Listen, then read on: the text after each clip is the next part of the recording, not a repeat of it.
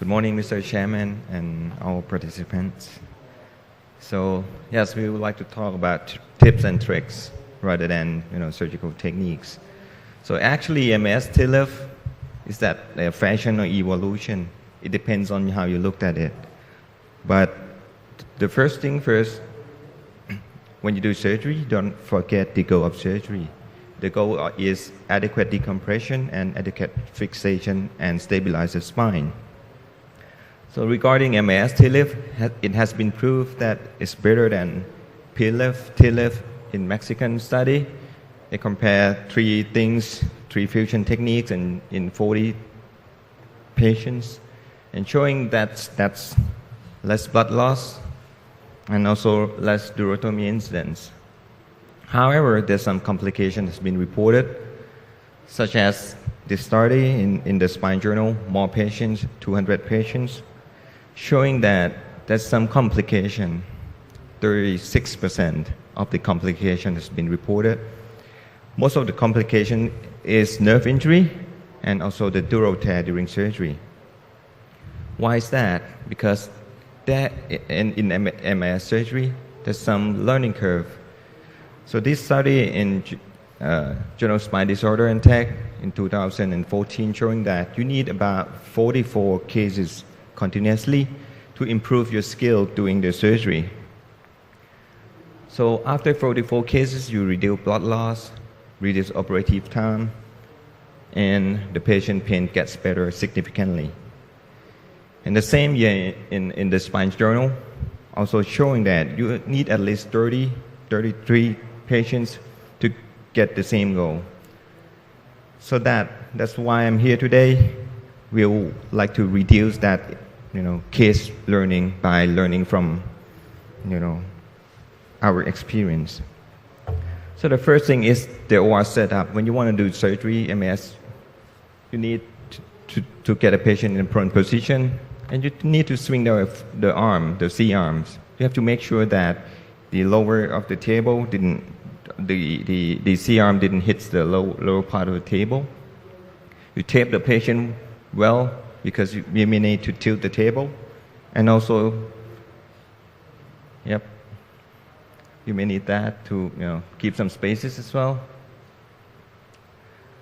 So you may need a proper equipment tray as shown here, because if you attach the tray to a table, as you can see, you cannot put equipment on when you tilt the table. So you may need a standalone tray. You may need to get a proper pre-op planning. It's very useful for the skin incision as well. As you can see, if you want to do a 5-1 level, you may need only this width of the skin incision, has been shown here. If you want to make it smaller, you can do it by pre-op planning. If not, this may happen. You put stab 2 screws in and squeeze it, and the skin got stuck in the way. So you can plan it before stabbing it in, okay? So after that, you check the fluoro. As you can see, when you change the position of the fluoro, the skin incision may change. You want to make it parallel to the end plate, and the skin may change. So mark the fluoro and mark the skin proper before doing the operation, okay?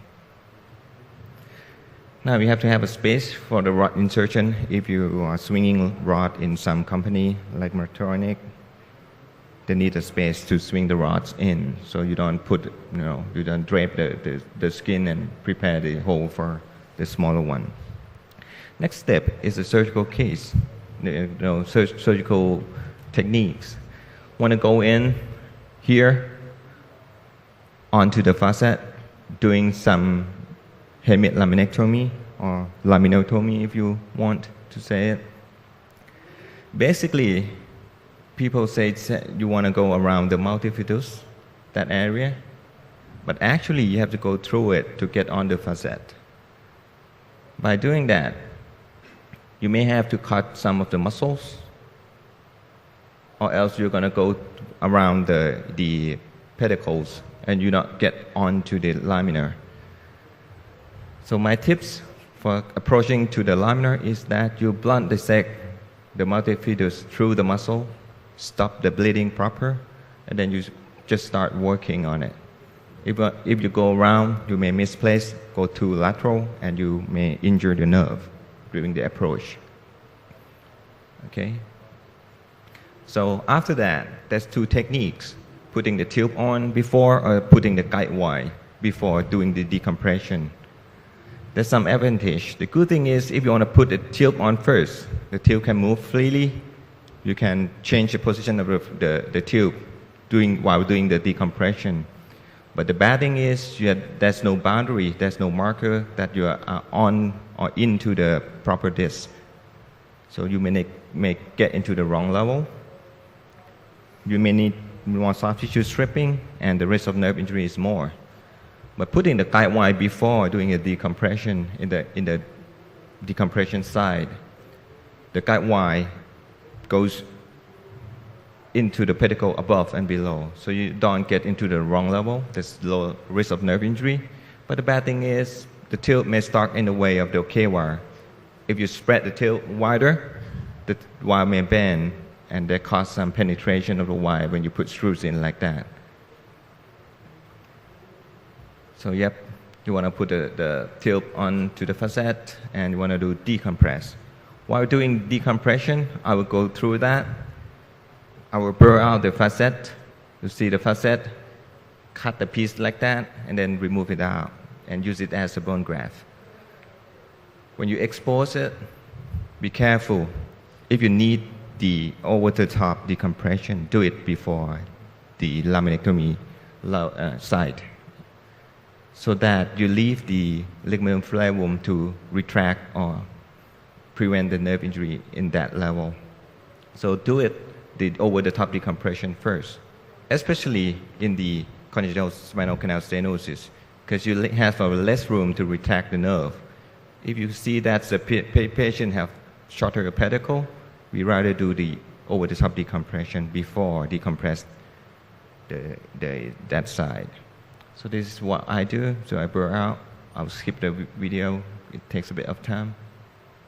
So be careful when you do on the side. When you want to put the cages in, you tilt the table. Even though you put the cage perpendicular to the floor, it eventually goes in the contralateral side.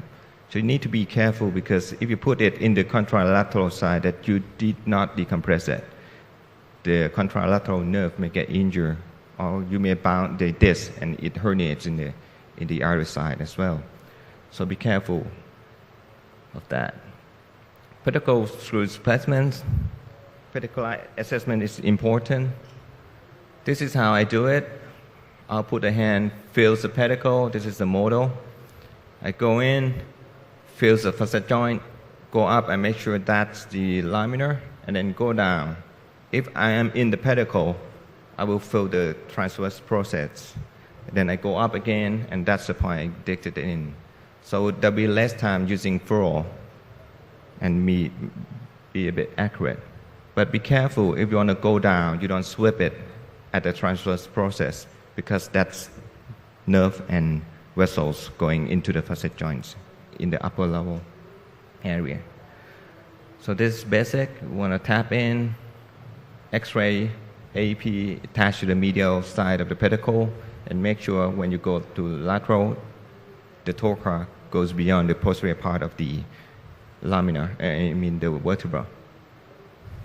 And then tap it in, K-wire. As you can see, you want to feel that the K-wires go into the stop point. There's some bone in the front. Mark the K-wire if that's too short. Don't just pound it in by the hammer. You mark how deep you want to go in, and then clamp it like 5 millimeter, and then tap it in like that. And need someone holding the K-wire all the times. Hold it, stabilize the dilator, have someone tap it, so it won't move away. So there's sometimes there's misplaced of the K-wire, and that's very difficult to get it in. So this is a very important part. Then first screws in, be careful, clamp the K-wire when you put the screws or put the tab out. The care wire is very important.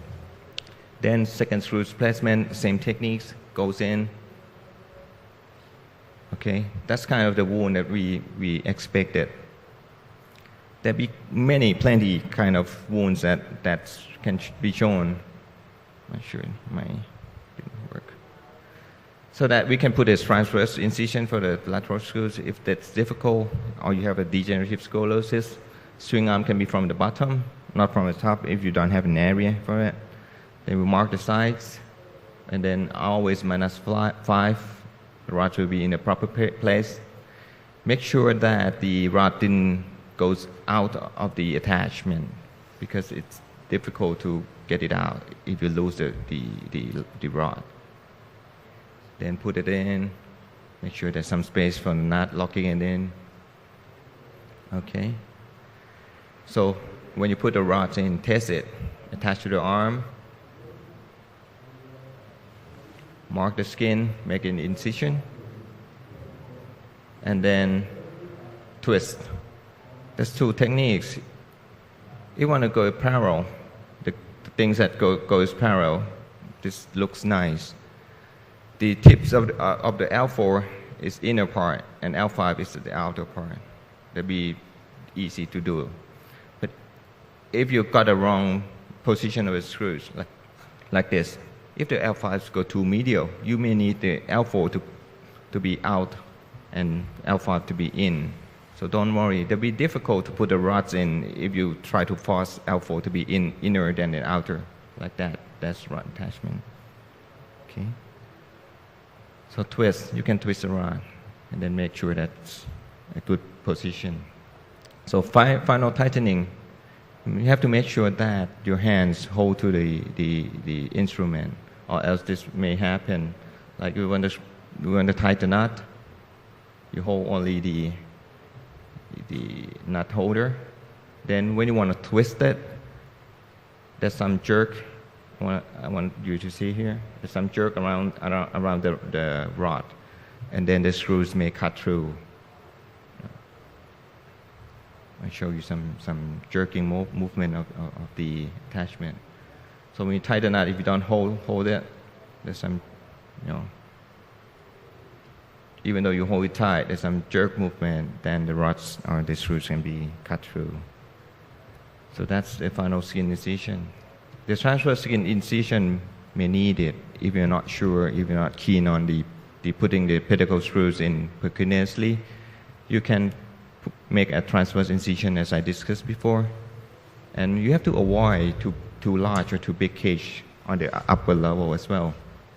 So that's some problem, skin problem, infection as well. And if you want to do a multi-level, rods insertion, you have to plan it very well of the screws. Make sure that the rod is on that side is the same level, not different angle of the screws. So it may end up like this. So to reduce the problem of the screws placement, let's navigate it as Ajahn Arisak said. So it reduces the perforation from 15% to 6%. Less furrow time, less problem to you. And O-arm navigated has less learning curve comparing to furrow base. Okay. So this is my back. I don't have to wear the gown, the lead gown. Yep. And the cost is not more than that using the furrow because of the less implant and the radiology. So we have it here. In conclusion, the arm setup, radiolucent table, tape the patient, you have space for furrow, radiation, and equipment. Decompression, put the tip on the laminar over the facet. Burr the facet, thinning the laminar, remove the midline, do an osteotomy, and use ligament flavum as a protection of the nerve. Doing the overtop, the congenital spinal canal stenosis. Pedal screw placement, there's some techniques you need to learn, and the rod replacement you have to plan before. Thank you.